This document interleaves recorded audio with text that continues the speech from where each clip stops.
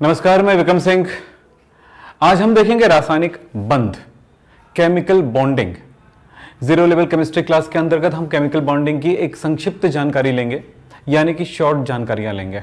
चलो देखें, ये रासायनिक बंध होते क्या हैं। रासायनिक बंध होते क्या हैं, अगर आपको ये पता हो तो आप बता सकते हो कि भाई रासायनिक बंध का मतलब क्या हुआ। क्या होता है बेटा रासायनिक बंध का मतलब? सिंपल एक बात समझो कि अगर कार्बन डाइऑक्साइड बना है तो उसमें आपको पता है कि दो तत्वों से मिलकर बना है, एक है कार्बन और दूसरा है ऑक्सीजन।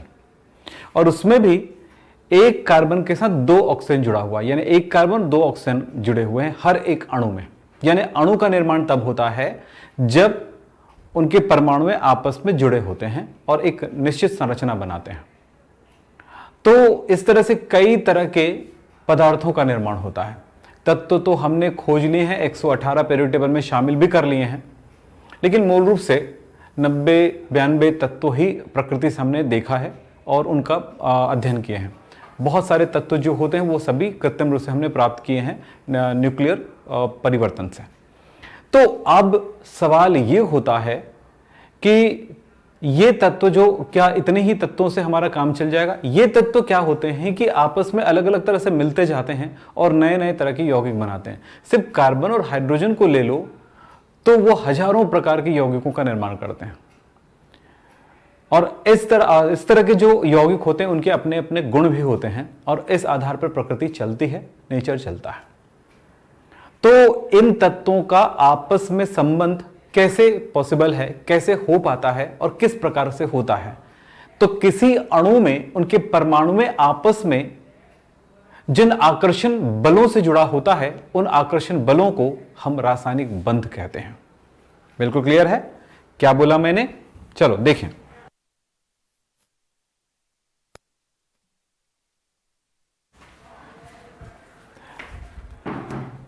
तो रासायनिक बंध क्या है?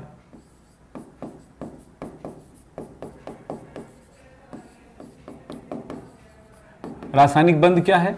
बंध मतलब जोड़ना, एक तरह का आकर्षण है, परमाणुओं के मध्य लगने वाला आकर्षण। तो हम इसको सिंपल भाषा में क्या कहेंगे? किसी अणु में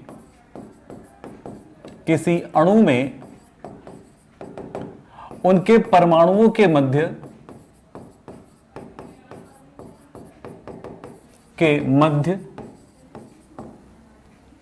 लगने वाला आकर्षण बल रासायनिक बंध कहलाता है। क्या कहलाता है? रासायनिक बंध कहलाता है।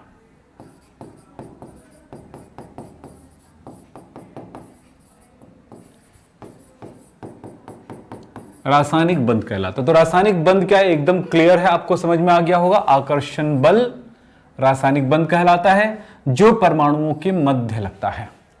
किन्हीं दो परमाणुओं के मध्य लगने वाला आकर्षण बल रासायनिक बंध कहलाता है। जैसे अगर हम बात करते हैं कुछ एग्जाम्पल में, तो मैं जानता हूं कि H2 अणु होता है, हाइड्रोजन गैस है।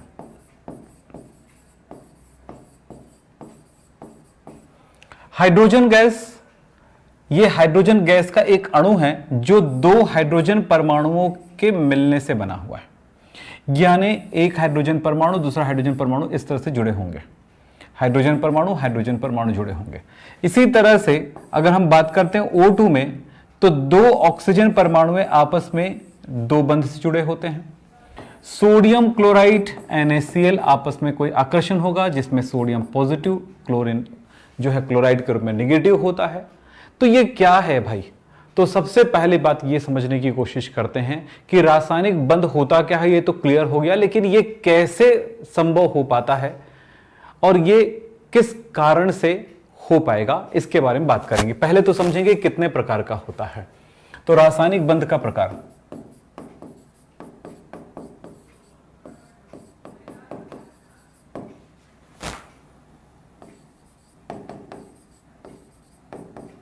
रासायनिक बंध तीन प्रकार का आपको देखने को मिलेगा। तीन प्रकार का देखने को मिलेगा: आयनिक बंध, ससंयोजी बंध, उपसंयोजी बंध। आयनिक बंध, सहसंयोजी बंध,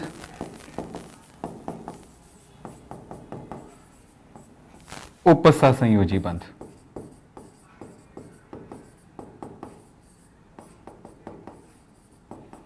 तो रासायनिक बंध कितने प्रकार का हुआ? 3 प्रकार का। अब इनमें इनका मतलब क्या है इसको भी देख लेते हैं। आयनिक बंध इंग्लिश में भी कहते हैं या इलेक्ट्रोवैलेंट बॉन्ड कहते हैं। An ionic bond, covalent bond, copy में नोट करो बेटा, कोऑर्डिनेट बॉन्ड।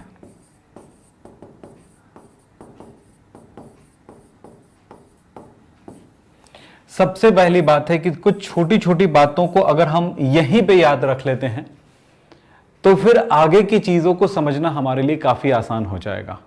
तो चलो सबसे पहले बनते हैं, देखते हैं कि आयनिक बंध में क्या होता है। आयनिक बंध आयनों के मध्य बनता है। धनायन और ऋण आयन एक दूसरे को आकर्षित करके जोड़ती है। पर ये आयन कैसे बनेंगे? जब तक आयन नहीं बनेगा तब तक ये आकर्षण होगा नहीं। तो आयन बनने के लिए इलेक्ट्रॉन वो तो या तो ग्रहण करेगा या दान करेगा। तो यहां पर हम कहने वाले हैं इलेक्ट्रॉन के आदान प्रदान। आदान प्रदान मतलब एक देता है एक लेता है। तो इस जगह पे आदान मतलब लेना, प्रदान मतलब दान करना। तो इस शब्द को हम दूसरा शब्द ले सकते हैं स्थानांतरण। स्थानांतरण से बना बंध। तो क्या बोला? आयनिक बंध क्या होता है? इलेक्ट्रॉन के आदान प्रदान से बना बंध क्या कहलाएगा? या इलेक्ट्रॉन के स्थानांतरण से बना बंध क्या कहलाएगा? आयनिक बंध कहलाएगा। इस टाइम पे होता क्या है, हम इसके डिटेल भी पढ़ने वाले हैं, बस छोटी सी लाइन को पकड़ लीजिएगा। इलेक्ट्रॉन का स्थानांतरण से बना हुआ बंध। दूसरा है इलेक्ट्रॉन के साझेदारी से बना बंध।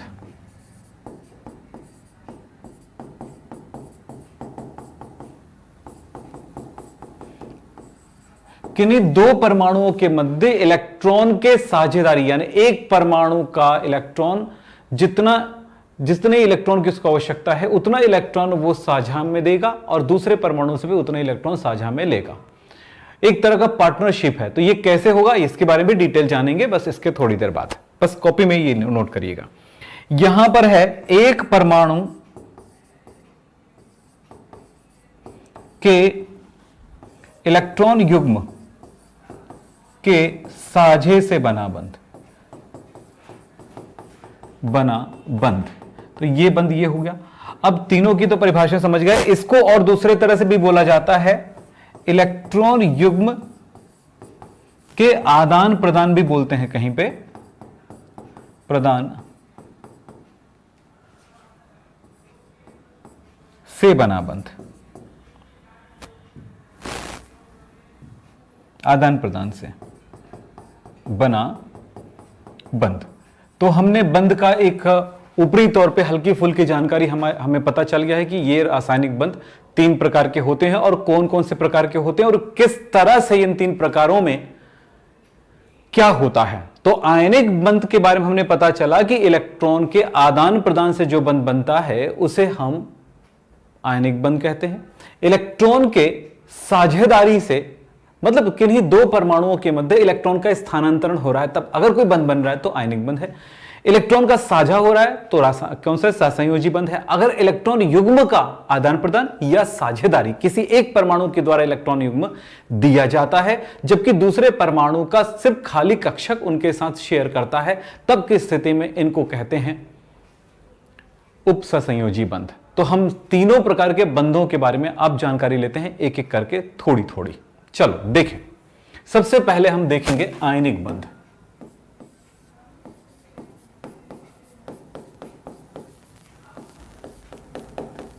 आयनिक बंध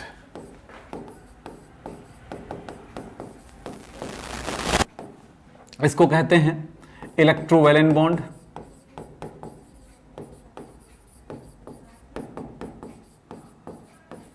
या विद्युत रासायनिक बंध।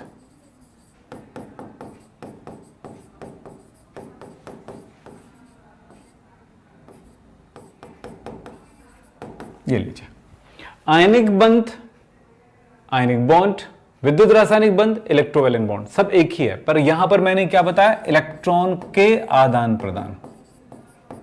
हम इसको पूरी परिभाषा करते समय कैसे बोलेंगे, जब किन्हीं दो परमाणुओं के मध्य इलेक्ट्रॉन का आदान प्रदान होने से जो बंध बनता है उसे हम आयनिक बंध कहते हैं या विद्युत रासायनिक बंध कहते हैं। जब किसी अणु में उनके किन्हीं दो परमाणुओं के मध्य इलेक्ट्रॉन के आदान प्रदान से बने बंध को हम रासायनिक आयनिक बंध कहते हैं। इलेक्ट्रॉन के आदान प्रदान को ध्यान रखिएगा। शब्द मैंने पहले भी लिखा दिया है तो लंबा नहीं लिखाऊंगा क्योंकि टाइम उसमें जाएगा, तो आप समझ लीजिएगा ये पॉइंट है जो लिखना है आपको। ठीक है, तो क्या हुआ, इलेक्ट्रॉन का स्थानांतरण, इलेक्ट्रॉन स्थानांतरण डिटेल में बहुत कुछ समझाऊंगा। अब इसमें क्या होगा कि देखें, एक तत्व है M और एक तत्व है X। यहां पर ये परमाणु अपना एक इलेक्ट्रॉन इनको दान कर देगा, तो क्या हुआ, ये इलेक्ट्रॉन दाता परमाणु हुआ और ये इलेक्ट्रॉन ग्राही परमाणु हुआ। M ने एक इलेक्ट्रॉन दान किया, M प्लस हो गया, और दूसरा X ने एक इलेक्ट्रॉन ग्रहण कर लिया, X माइनस हो गया। और ये दोनों M प्लस और X माइनस दोनों जुड़ गया, तो प्लस माइनस 0 हो गया, +1 -1 दोनों को जोड़ दो, +1 प्लस -1 दोनों को प्लस कर दो, कितना वैल्यू होगा 0, तो ये इसका पूरा चार्ज कितना हो गया 0। इस तरह से इनकी ये पूरी तरह से 0 वैल्यू में आ गया, यानी कि mx बन गया। सवाल ये होता है कि ये कैसे, कोई परमाणु के बारे में इतना तो आपको पता होगा कि परमाणु अष्टक पूर्ण करना चाहता है। इस आधार पर हम ध्यान रखेंगे, यहां पर जो दाता परमाणु होता है एक्चुअली ये धातु परमाणु है। एक धातु होता है और दूसरा अधातु होता है। धातु परमाणु के बाह्यकोश में 1 से 3 तक के इलेक्ट्रॉन होते हैं। अधातु परमाणुओं के बाह्यकोश में 4 से 7 तक के इलेक्ट्रॉन होते हैं, 8 तक के भी इलेक्ट्रॉन होते हैं, यानी वे इलेक्ट्रॉन ग्राही परमाणु। धातु और अधातु एक दूसरे के नजदीक आता है तो धातु इलेक्ट्रॉन दान करता है, अधातु इलेक्ट्रॉन ग्रहण करता है। एक एग्जाम्पल की तरफ चलें तो बहुत अच्छे से क्लियर हो जाएगा। उदाहरण देखिए भाई, मैं लेके चलता हूं NaCl में। Na और Cl क्या करेगा, चलो बात करते हैं। Na पहला एग्जाम्पल है ये Na का परमाणु क्रमांक क्या है बताओ, आपका याद है आपको तो कितना है, Na परमाणु क्रमांक 11, इलेक्ट्रॉनिक विन्यास होगा 281। तो इसके अंतिम कोश में एक इलेक्ट्रॉन है, लेविस डॉट सिंबल। आपको लेविस डॉट संकेत समझा चुका हूं बेटा, आपको पता है। दूसरा है क्लोरीन, परमाणु क्रमांक इनका होते हैं 17, 287। देख लो, यह अष्टक पूर्ण करने के लिए एक इलेक्ट्रॉन दान करेगा, जबकि इसको अष्टक पूर्ण करने के लिए या तो वो 7 इलेक्ट्रॉन दान करेगा, तब 7 खाली होने से अंतिम कोश ये 8 हो गया, है ना। तो अंतिम कोश में ये दूसरा ऊर्जा स्तर में 8 इलेक्ट्रॉन हो गए तो अष्टक पूरा हो जाएगा, या फिर एक ही इलेक्ट्रॉन ग्रहण कर ले तो अष्टक पूर्ण हो जाएगा। वैसे इसके अंतिम कोश में कितने इलेक्ट्रॉन है, इसके अंतिम कोश में है 7 इलेक्ट्रॉन, तो ये लेविस डॉट सिंबल है। सारे बच्चे इस बात को ध्यान रखें, ये है हमारा पार्ट नंबर 11 बेसिक केमिस्ट्री का। तो जो बच्चे इस basic chemistry, 0 level basic chemistry नहीं पढ़े होंगे या आज पहले दिन देख रहे होंगे या 2-3 क्लास से वो देखते हुए आ रहे होंगे, उनको एक ही बात कहूंगा कि आज 11वां ये क्लास जो चल रहा है, इस क्लास को अच्छे से समझने के लिए, या यूं कहता हूं कि केमिस्ट्री को अच्छे से समझने के लिए, वो पहले क्लास से यहां तक का रोज एक वीडियो के साथ प्रैक्टिस कर लो। फिर आपको जब चैप्टर पढ़ाऊंगा 11th का, 12th का, नीट का, तो एक एक चीजें आपके दिमाग में आसानी से बैठने लगेगा। और जब आप एडवांस क्लास तक जाएंगे तब तक सब कुछ समझ में आएगा। आप स्कूल में बेहतर रहेंगे, ट्यूशन में बेहतर रहेंगे, ऑनलाइन क्लासेस में बेहतर रहेंगे, हमारे क्लासेस के साथ बेहतर रहेंगे, यूट्यूब में पढ़ाने वाले अच्छे टीचरों के साथ रहेंगे तो भी बेहतर हो जाएंगे, उनकी बातों को समझ पाएंगे। सो इसीलिए हम कह रहे हैं कि आप इन 0 लेवल बेसिक केमिस्ट्री क्लासेस को पढ़िए। आपके पास खजाने भरे हुए हैं पढ़ाने वाले टीचरों का, तो उन खजानों को लूटो और पढ़ो और अपने भविष्य को अच्छा बनाओ। तो भाई आपको 0 लेवल बेसिक केमिस्ट्री क्लास को अच्छे से पढ़ना चाहिए। चलो देखें आगे। तो अब यहां पर मैं बात कर रहा था कि ये स्थायित्व ग्रहण करने के लिए क्या करना पड़ता है। तो परमाणु, स्थायी परमाणु क्या होगा, स्थायी परमाणु, स्थायी परमाणु क्या होता है, अष्टक, होना चाहिए। ये छोटी सी लाइन में लिख देता हूं, स्टक होना चाहिए, अष्टक होना चाहिए। मतलब क्या हुआ, अंतिम कोश में 8 इलेक्ट्रॉन होना चाहिए। इस काम को करने के लिए वो क्या कर सकता है, देखें, कोई परमाणु के अंतिम कोश में अगर 1 इलेक्ट्रॉन है, 1 2 3 4, तो 1 से 3 तक इलेक्ट्रॉन अंतिम कोश में है तो वो इलेक्ट्रॉन दान करेगा, वो धातु है।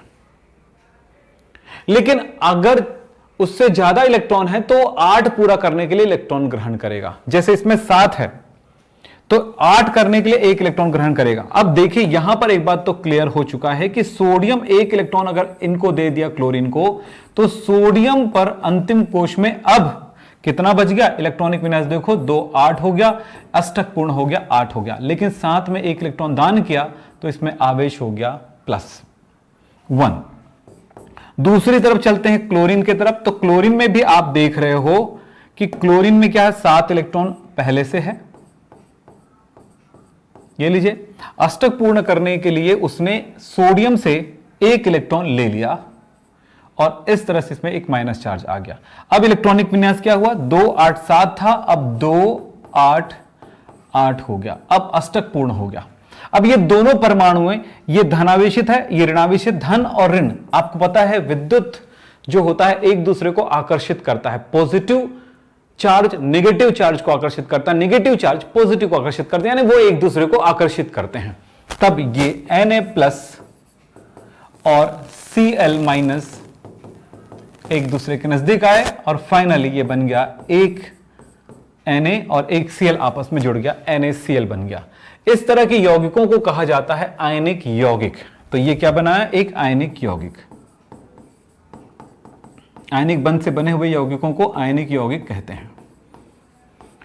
जो कि ये सोडियम है वो क्लोराइड है।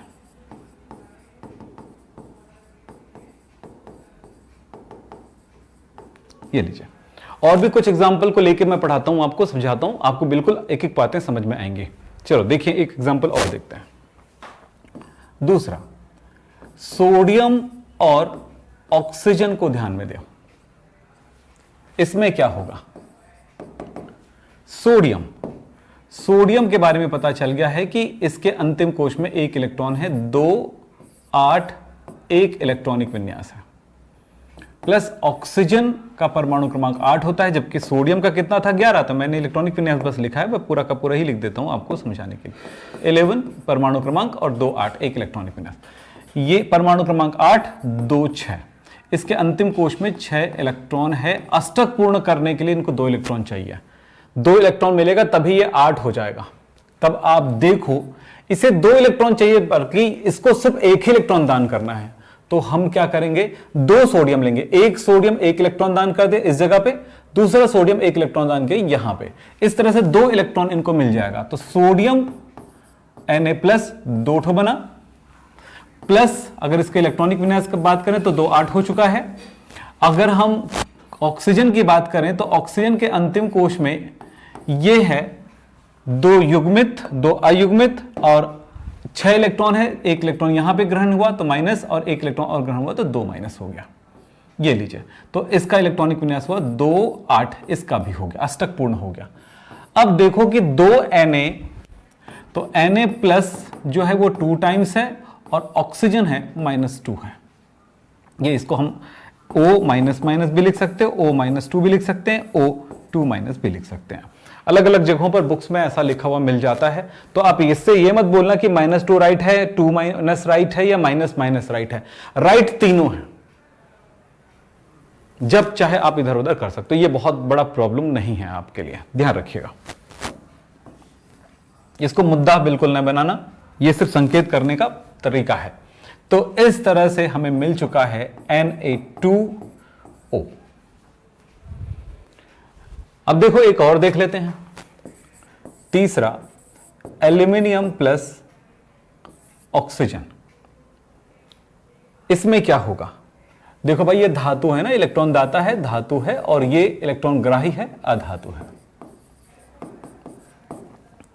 इन दोनों में क्या होगा, अब देखो एल्यूमिनियम परमाणु क्रमांक 13, इलेक्ट्रॉनिक विन्यास 2 8 3, अंतिम कोश में 3 इलेक्ट्रॉन है। अष्टक पूर्ण करने के लिए इनको 3 इलेक्ट्रॉन दान करना होगा। क्या बोला मैंने? अष्टक पूर्ण करने के लिए 3 इलेक्ट्रॉन दान करना होगा। अंतिम कोश में 3 इलेक्ट्रॉन है इनके। अब ऑक्सीजन के बारे में क्या पता चलता है कि इसके अंतिम कोश में 6 इलेक्ट्रॉन है। कैसे? अभी तो पता है परमाणु क्रमांक 8 है, इलेक्ट्रॉनिक विन्यास 2 6 है।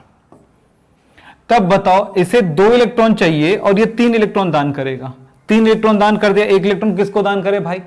तो ये समझो कि इसकी संयोजकता कितनी है। इसकी संयोजकता मैं आपको यहां पर लिख देता हूं, संयोजकता 3 इलेक्ट्रॉन दान करेगा तो 3 धन आवेश आएगा, और ये 2 इलेक्ट्रॉन ग्रहण करेगा 2 आवेश आएगा। आपको बताया था मैंने किसी दिन फॉर्मूला कैसे बनाता है। तो इस तरह से एल्यूमिनियम का ऑक्सीडेशन नंबर +3 और ऑक्सीजन का -2 इस टाइप से बताया था। ये संख्या, इसकी संयोजकता, इनकी संख्या, हम इसकी संयोजकता देख करके बताएंगे हमें कितना ऑक्सीजन चाहिए। तो हमें पता चला कि 3 ऑक्सीजन चाहिए। ऑक्सीजन की संयोजकता 2 है, तो हमें पता लगाना है कि एल्यूमिनियम कितना चाहिए। एल्यूमिनियम 2 चाहिए। तो इसका मतलब यह हुआ कि मैं यहां पर 2 एल्यूमिनियम लेता हूं तो यह 6 इलेक्ट्रॉन दान करेगा।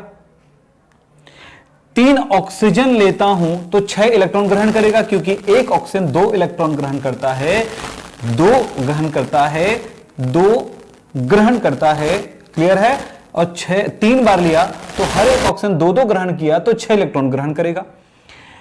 1 एल्यूमिनियम 3 दान करता है, 2 एल्यूमिनियम 6 दान करेगा, 3 ऑक्सीजन 6 इलेक्ट्रॉन ग्रहण करेगा। मतलब यह हो गया कि Al+3 कितने बार हमारे पास चाहिए? 2 प्लस 2 बार आ गया। और ऑक्सीजन भी हमारे पास है जिन्होंने इलेक्ट्रॉन ग्रहण किया। कितना इलेक्ट्रॉन ग्रहण किया? हर बार 2 इलेक्ट्रॉन ग्रहण किया, और इसमें -2 चार्ज है।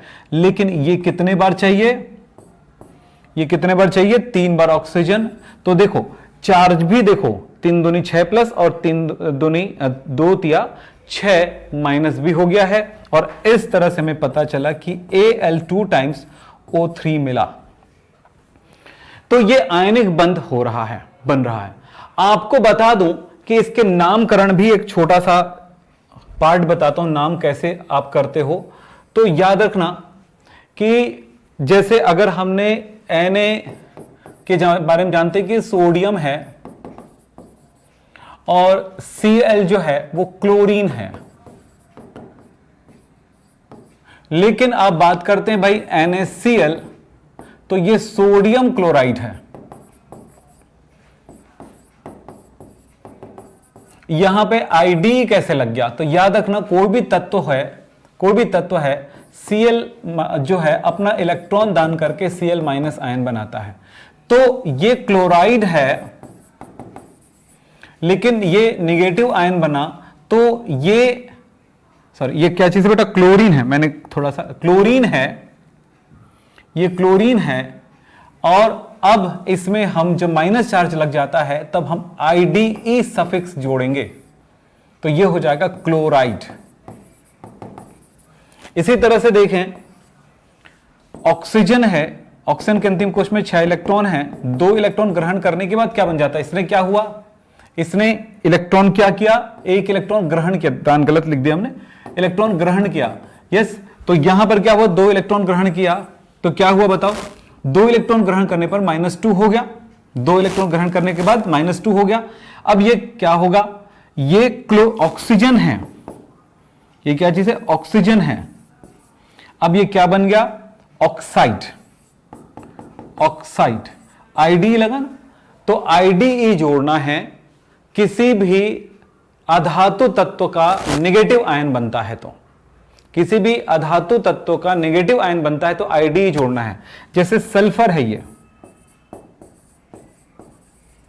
इसके अंतिम कोश में भी 6 इलेक्ट्रॉन होते हैं। ये 2 इलेक्ट्रॉन ग्रहण करके अष्टक पूर्ण कर लेगा। जैसे इन्होंने अष्टक पूर्ण कर लिया ना, वैसे ही इन्होंने 2 इलेक्ट्रॉन ग्रहण करके अष्टक पूर्ण कर लिया -2। तो ये कौन है भाई? सल्फर है। तो सल्फर अष्टक पूर्ण कर लिया, तो ये सल्फाइड बन गया है। तो नाम लिखते समय इस बात का जरूर ध्यान रखें। एक एग्जांपल और देखें। चलिए मैं यहां पर कह दूं कि कैल्शियम जो है और नाइट्रोजन के बीच क्या होने वाला है, बताएं। तो क्या होगा?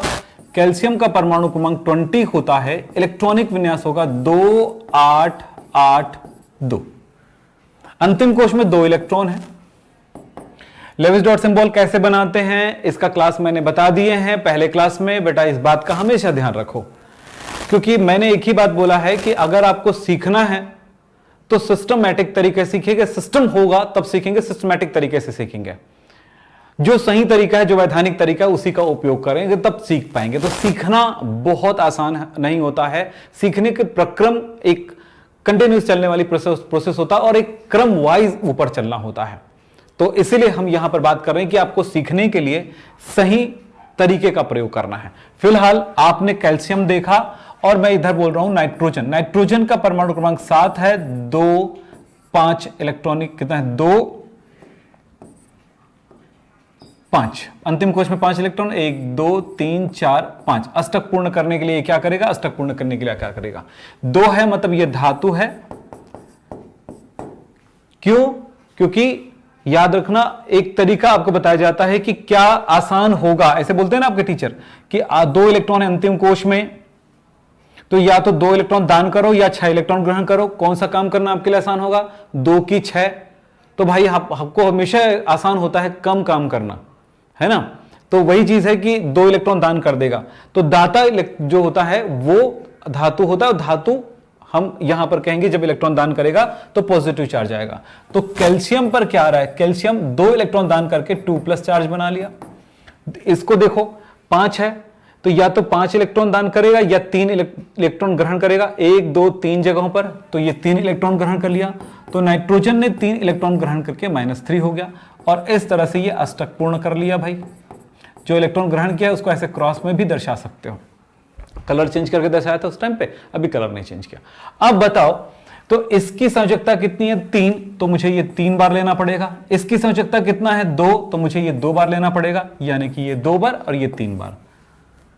देखो उस टाइम भी समझाया लेकिन वो थोड़ा दूसरा तरीके से समझाया, अभी समझाया थोड़ा दूसरा तरीके से समझाया। वो बातें उस टाइम किसी बच्चे को समझ में नहीं आया था, अब ये वाला किसी को नहीं समझ में आएगा। वो वाला बहुत सारे बच्चों को समझ में आया था, ये भी कई बच्चों को समझ में आ गया, ऐसा होता है। तो ये तरीका ध्यान रखिएगा। तो ये बन गया। अब क्या करेंगे भाई, अब देखो हमें मिल गया कैल्शियम 2 बार, तो Ca+2 मुझे मिल गया 3 बार, है ना। और नाइट्रोजन मुझे 3- जो है मुझे कितना 2 लगा, यानी कि फाइनली मुझे मिला Ca3N2। ये क्या है, कैल्शियम और ये नाइट्रोजन, नाइट्रोजन नेगेटिव हो गया है तो नाइट्राइड हो जाएगा, तो ये कैल्शियम नाइट्राइड है। इस तरह से नाइट्रोजन से नाइट्राइड हो गया। तो मैंने आज आपको आयनिक बंध बनाना सिखाया है। आयनिक बंध कैसे बनते हैं कि नहीं, 2 परमाणुओं के बीच में धातु और अधातु इन्वॉल्व होगा, यह हमेशा याद रखेंगे। इस बात को लेते हुए हम आगे बढ़ेंगे। तो आयनिक बंध क्या है आपको मैंने यहां पर एक बेसिक लेवल पे सिखाया, तो इस पे आप प्रैक्टिस कर सकते हैं, बहुत सारे प्रैक्टिस कर रहे होंगे। तो धातु और अधातु लेकर के इस तरह का प्रैक्टिस करिए। अगला क्लास जो होगा वो सहसंयोजी बंधन के लिए होगा, लेकिन उससे पहले कहूंगा कि अगर आप मेरा नोट्स चाहते हो, मेरे नए वीडियोस कैसे आ रहे हैं, कब आ रहे हैं, वो जानना चाहते हो, या आपको चाहिए अगर आपसे कोई क्लास मिस ना हो और हर तरह की जानकारी या सूचना आपको समय समय पर मिलता रहे, किसी तरह के क्वेश्चंस और क्विज वगैरह मिलता रहे, ये सब अगर आप चाहते हो तो आप इस टेलीग्राम चैनल को आप क्या कर लीजिए, ज्वाइन कर लीजिए। तो इस टेलीग्राम चैनल को ज्वाइन करें, इसका नाम है विक्रम सर हैप केमिस्ट्री, जैसा लिखा हुआ है ना विक्रम, फिर ये अंडरस्कोर ये डालते हुए आप लिखिएगा। तो इस टेलीग्राम चैनल को आप ज्वाइन करें और इसमें आपको हम इस जो पढ़ाए हुए हैं वो सारे जो नोट्स है वो अवेलेबल है, यानी जितने भी हम बेसिक लेवल पे क्लास दिए हैं या एडवांस क्लासेस चाहिए, जैसा भी हमको आपको भेजना होता है, आपको जरूरत, आपको सूचना देना होता है कि बेटा आप इस टाइम पे ये पढ़ो, इस टाइम पे वो पढ़ो, तो वो सारी सूचनाएं आपको उस टेलीग्राम चैनल पे मिलता रहेगा। हाँ याद रखिए, जितनी जरूरत है उतनी चीजें हम वहां पर आपको प्रोवाइड करते जाएंगे ताकि आपकी पढ़ाई किसी भी तरह से डिस्टर्ब ना हो। और सबसे बड़ी बात यह है कि इस चैनल में अगर आना चाहते हैं और अगर मतलब अब इसको सर्च नहीं कर पा रहे हैं तो मैं आपको इनका लिंक दे दिया हूं, वहां पर जाकर सर्च करें। और ध्यान रखिए अपने दोस्तों को ऐसी क्लासेस के लिए शेयर करिए, अपने दोस्त को बताइए। सबसे बड़ा पुण्य होता है शिक्षा के बारे में बताना, शिक्षा दान करना। और भैया हमारी वीडियो अच्छी लगी लाइक कीजिए, सब्सक्राइब बिल्कुल करें हमारा चैनल, क्योंकि जब कभी भी हमारी वीडियोस आपके पास आएंगे तो एकदम फ्रेश और नया मिले तुरंत। तो भाई हमारे नए वीडियो आने पर आप अनजान ना रहें, आपको जानकारी मिलता रहेगा, तो चैनल बिल्कुल सब्सक्राइब करिए। आज की क्लास यहीं पे समाप्त करते हैं। नमस्कार, धन्यवाद, थैंक यू वेरी मच।